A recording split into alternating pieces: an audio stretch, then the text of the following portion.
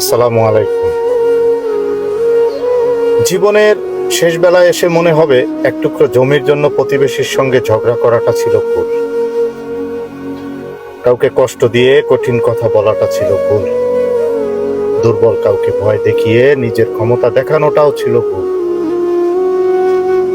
শেষ বেলায় মনে হবে ক্লাসের সবচেয়ে মেধাবী ছাত্র না হলেও জীবনে বড় কোনো ক্ষতি হয়নি।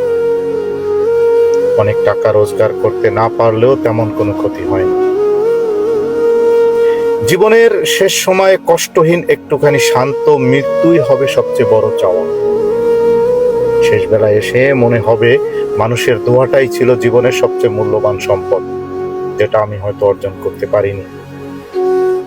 মানুষের মনে কষ্ট দেওয়াটা ছিল সবচেয়ে বড় ভুল।